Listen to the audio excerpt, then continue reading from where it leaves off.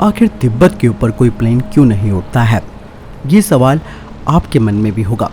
आज मैं आपको इस वीडियो में यही बताऊंगा कि वो वजह क्या है जिसकी वजह से तिब्बत के ऊपर से कोई प्लेन नहीं उड़ पाता है।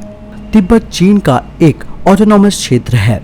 ये चीन के दक्षिणी पश्चिम भाग में है और ये भारत के साथ ही पश्चिम में नेपाल, दक्षिण पश्चिम में वर्मा और दक्षिण पूर्व में भूटान के साथ अपनी सीमा को साझा करता है। तिब्बती पठार दुनिया का सबसे ऊंचा पठार है और ये महान हिमालय का घर है। एवरेस्ट, कंचनजंगा, माउंट कैलाश, मकालू और चेओयू जैसे पर्वत तिब्बत की भूमि में सबसे ऊंचे पर्वत हैं। इस पर्वत श्रृंखला की औसतन ऊंचाई 8000 मीटर है। इस बात से आपको ये समझने में मदद मिलेगी कि विमान तिब्बत पर उड़ान भरने के लिए क्यों नहीं चुनते हैं। जैसे कि हम सभी जानते हैं कि तिब्बत भारत और चीन के मध्य में पड़ोसी देश है।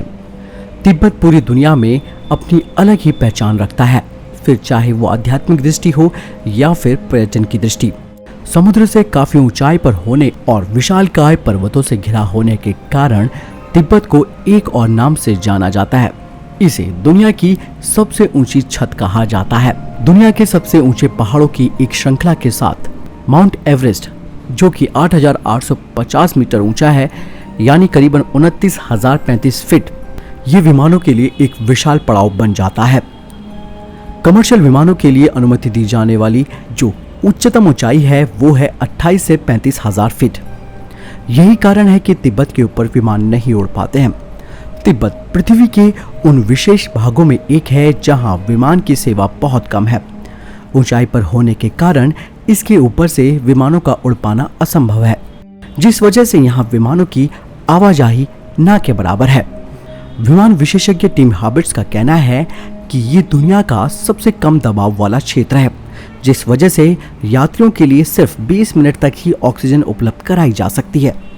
और हम जानते हैं कि वायुमंडल की 4 परतें हैं और पृथ्वी के सबसे करीब ट्रोपोस्फेयर है, जो कि जमीनी स्तर से 7 मील ऊपर तक जारी है।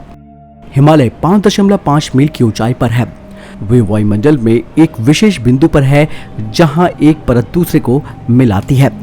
अधिकांश विमान ट्रोपोस्फेयर की ऊपरी सीमा पर उड़ते हैं और स्ट्रेटोस्फेयर की निचली परत में उड़ान भरने की सलाह केवल तभी दी जाती है जब आपके पास ऑक्सीजन की पर्याप्त आपूर्ति हो। इस विषय पर विशेषज्ञ कहते हैं कि तिब्बत का वातावरण बाकी हवाई मार्गों की तुलना में बेहद अलग है, क्योंकि ऊंचाई पर होने और माउंट एवरेस्ट से नजदीक होने के कारण जेट की धाराएं तेजी से चलती हैं, जिससे एक विमान के लिए इतनी तेज गति की धाराओं का सामना कर पाना किसी खतरे से खाली नहीं है। तिब्बत में हवाई पट्टी इतनी संकीर्ण है, अब तक दुनिया में केवल 8 ही पायलट यहाँ विमान उतार पाने में सक्षम हो पाए हैं।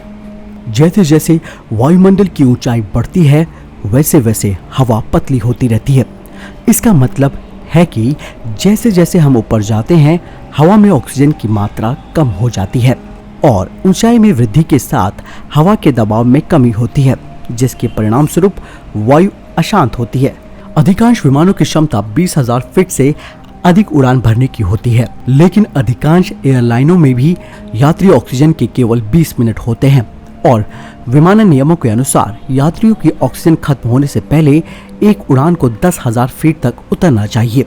तिब्बत में 28,000 से 30,000 फीट की ऊंचाई पर पर्वत श्रृंखलाओं के व्यापक विस्तार के साथ पायलटों के विमान को 10,000 फीट की ऊंचाई तक नीचे लाना मुश्किल हो जाता है। एक खास बात यह है कि इस क्षेत्र में अगर कोई विमान आता भी है, यदि कोई आपातकालीन स्थिति आती है तो इस क्षेत्र में कोई आसपास का हवाई अड्डा भी नहीं है जहां विमान को उतारा जा सके। एयरलाइन विशेषज्ञों का कहना है कि तिब्बती पठार के ऊपर हवाई यातायात इसीलिए भी संभव नहीं है क्योंकि इस क्षेत्र में हवा की कमी है, इसीलिए एक विमान के लिए उड़ पाना भी वहां पर संभव नहीं है। साथ ही उन्होंने बताया कि भारत और चीन के बीच आपस में हवाई सेवाएं बाकी देशों की तुलना में कम है। हालांकि दोनों देश एक दूसरे के पड़ोसी हैं, फिर भी दोनों देशों की संस्कृतियां बिल्कुल अलग हैं। ये बात एक रहस्यमय नहीं है कि हवाई जहाज तिब्बत के ऊपर क्यों नहीं उड़ते हैं, लेकिन ये वैज्ञानिक कारण है जो तिब्बत पर उड़ान भरना असंभव बनाते हैं। अब आपको पता लगा होगा कि तिब्बत के ऊपर से विमान क्यों नहीं उड़ते हैं। आपको ये जानकारी कैसी लगी आप जरूर मुझे कमेंट सेक्शन में लिखकर बताएं। इस वीडियो के लिए इतना ही, मिलता हूं नई वीडियो के साथ, तब तक आप हमारे चैनल को सब्सक्राइब जरूर कीजिएगा।